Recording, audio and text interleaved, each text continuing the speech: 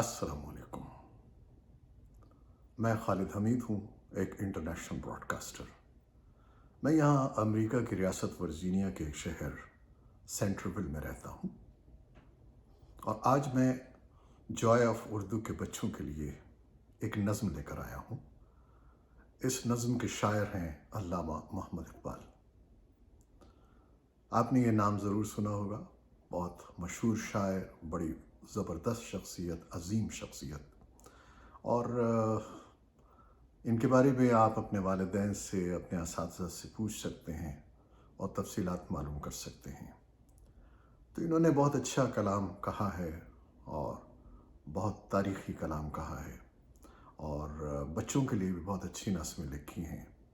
पहले भी कुछ नज़्में हमने आपके लिए पेश की और आपने देखा होगा, समझा होगा कि हर नज़्म में कोई ना कोई अच्छा पैगाम है, अच्छी बात कही गई है, अच्छी नसीहत की गई है। तो आज भी एक इनकी नज़्म है, परिंदे की फरियाद। परिंदा तो आप समझते हैं, बर्ड्स, तो उसकी फरियाद है, वो क़ैद में है। क़ैद से मुराद ये होती है कि या तो किसी ने उसको पिंजरे में बंद किया हुआ है या वो किसी ऐसी जगह पहुंच गया है जहां से वो निकल नहीं सकता। तो इसमें दो पैगाम हैं कि एक तो परिंदे जो हैं वो आज़ादी चाहते हैं और सब आज़ादी चाहते हैं, कोई भी क़ैद में नहीं रहना चाहता। और जब वो किसी ऐसी जगह आ जाते हैं जहाँ पर उन पर कोई पाबंदियाँ हों और वो कहीं आ ना जा सकें, तो यकीनन वो अपने घर को, अपनी आज़ादी को याद करते हैं। तो ये परिंदा भी फरियाद कर रहा है, कहता है, आता है याद मुझको गुज़रा हुआ ज़माना, वो बाग़ की बहारें, वो सब का चहचहाना। वो कह रहा है मुझे गुज़रा हुआ वक्त, यानी माजी का वक्त जो गुज़र चुका है, वो याद आता है। और वो बाग़ में जो बहारें थीं, फूल खिलते थे, खुशबुएँ थीं और हरे भरे दरख्त थे, और फिर वो सब का चहचहाना, यानी वो सारे परिंदे मिल के गाया करते थे। उनकी चहचहाहट होती है, अक्सर सुबह को आपने वो चहचहाहट सुनी होगी, दरख्तों से और बागों से और पौधों से ये आवाज़ें आती हैं, परिंदे वहाँ चहचहाते हैं, तो उसको चहचहाना कहते हैं, जो परिंदे बातें करते हैं। आज़ादियाँ कहाँ वो अब अपने घोंसले की, अपनी खुशी से आना, अपनी खुशी से जाना। अब वो याद कर रहा है कि वो अब आज़ादी कहाँ रही जो मुझे अपने घोंसले में थी। हालांकि उसका घोंसला छोटा सा होगा और वहाँ वो रहता होगा, लेकिन यहाँ पर उसे क़ैद में बेशक बहुत सहूलतें हैं और बहुत सी नेमतें हैं। ज़ाहिर है जिसने क़ैद किया है वो उसको खिलाता पिलाता है, हर चीज़ देता है, लेकिन उसे याद आ रहा है अपना वो छोटा सा घोंसला, अपना घर, अपनी खुशी से आना, अपनी खुशी से जाना। यानी वो आज़ादी थी, जब मर्ज़ी आए, जब मर्ज़ी चले गए। तो लगती है चोट दिल पर, आता है याद जिस दम, शबनम के आंसुओं पर कलियों का मुस्कुराना। वो कहता है दिल पे मेरे चोट लगती है, यानी एक बहुत ही सदमा होता है मुझे और बहुत ही अफसोस होता है, दुख होता है जब मैं अपने याद करता हूँ पुराने वक्त को। याद आता है याद जिस दम, यानी जिस घड़ी वो सब कुछ याद आता है तो मेरे दिल पे एक चोट सी लगती है, एक सदमा सा होता है। शबनम के आंसुओं पर कलियों का मुस्कुराना। शबनम वो है जो सुबह को एक ओस सी पड़ जाती है फूलों पे, पत्तों पे, तो छोटे छोटे कतरे आपने देखे होंगे। तो वो कलियाँ जो हैं, जब उन पे वो ओस पड़ती है तो वो खिल जाती हैं। जब खिलती हैं तो ऐसा लगता है जैसे वो मुस्कुरा रही हैं। तो ये एक मंजर कशी है उस बाग़ की, उस खूबसूरती की, उन पौधों की, फूलों की। वो प्यारी प्यारी सूरत, वो कामनी सी मूरत, आबाद जिसके दम से था मेरा आशियाना। यानी वो बहुत ही खूबसूरत और अच्छी शक्ल सूरत की, कामनी सी सूरत, बहुत ही सांवली, सलोनी, नाजुक। आबाद जिसके दम से था मेरा आशियाना, जिसके दम से मेरा आशियाना आबाद था, खुशियाँ थीं, सब लोग थे। आप भी जब कभी बाहर चले जाएं अपने शहर से, अपने घर से, تو آپ کو اپنے ماں باپ یاد آتے ہیں، اپنے بہن بھائی یاد آتے ہیں، اپنا گھر، اپنا وطن یاد آتا ہے۔ تو یہی کیفیت ہے اس پرندے کی جو اس باغ سے نکل آیا ہے اور اب وہ کہیں پر قید ہے، وہاں سے وہ جا نہیں سکتا۔ آتی نہیں صدائیں اس کی میرے قفس میں، ہوتی میری رہائی اے کاش میرے بس میں۔ اب وہ کہتا ہے کہ وہ صدائیں اور وہ جو آوازیں تھیں اس کی میرے قفس میں یعنی وہ قید خانے کو کہتے ہیں، جیل کو کہتے ہیں، جہاں پر اسے بند کر دیا گیا ہے۔ تو وہ کہتا ہے کہ مجھے اب وہ صدائیں نہیں آتی، وہ آوازیں نہیں آتی اس جیل میں، اس قید خانے میں۔ ہوتی میری رہائی اے کاش میرے بس میں، کاش ایسا ہوتا کہ میں خود ہی رہا ہو جاتا، چلا جاتا اپنے گھونسلے میں، اپنے باغ میں، اور میں آزاد گھومتا پھرتا۔ کیا بد نصیب ہوں میں گھر کو ترس رہا ہوں، ساتھی تو ہیں وطن میں قید میں پڑا ہوں۔ اب بہت ہی اسے افسوس ہو رہا ہے کہ میں کتنا بد نصیب ہوں کہ میں ترس رہا ہوں آزادی کو۔ آزادی بڑی نعمت ہے، جہاں بھی ہو میسر ہو تو وہ آزادی کی اس میں بات کی گئی ہے، قدر و قیمت بتائی گئی ہے۔ ساتھی تو ہیں وطن میں قید میں پڑا ہوں۔ وہ کہتا ہے کہ میرے سارے ساتھی وطن میں ہیں، وہ عیش کر رہے ہیں، خوشیاں منا رہے ہیں، آزاد ہیں، اور میں یہاں قید میں پڑا ہوں۔ تو وہ اپنے آپ کو بہت ہی بد نصیب سمجھ رہا ہے اور بہت ہی اسے افسوس ہو رہا ہے۔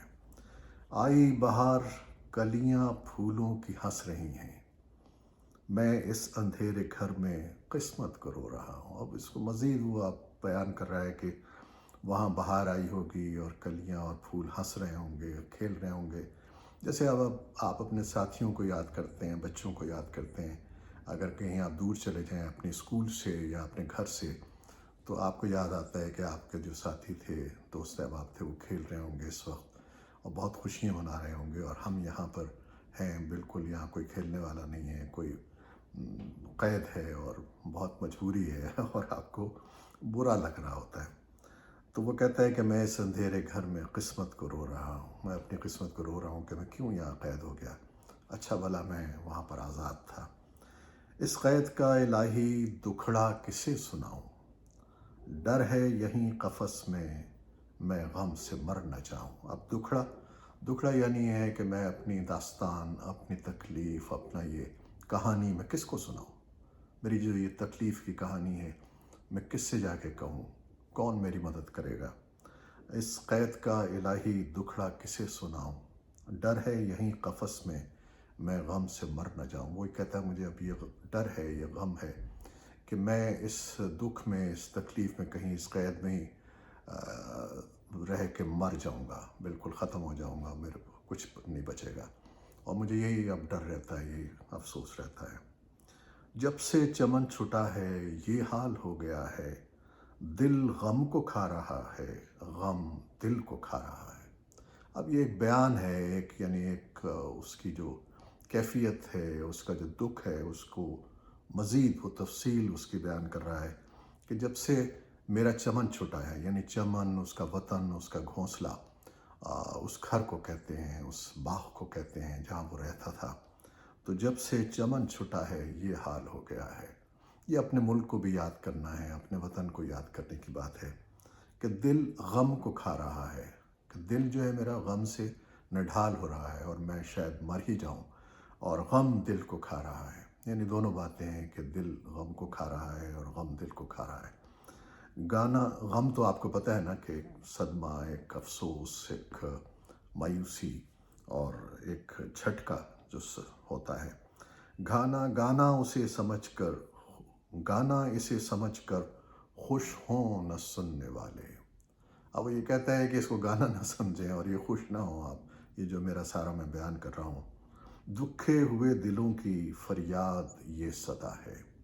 وہ کہتا ہے کہ گانا اسے سمجھ کے خوش نہ ہوں، اور یہ میرے دکھے دل کی فریاد ہے، اس کو فریاد سمجھیں اور یہ سمجھیں کہ میرے مجھے کتنا غم ہے، کتنا دکھ ہے، کتنی تکلیف ہے کہ میں یہاں قید میں ہوں، اور میرے سارے ساتھی اور میرے سارے دوست احباب سب وہاں وطن میں خوشیاں منا رہے ہیں۔ آزاد مجھ کو کر دے او قید کرنے والے۔ اب وہ کہتا ہے کہ جس نے مجھے قید کیا ہے تو مجھے پلیز آزاد کر دو، مجھے چھوڑ دو۔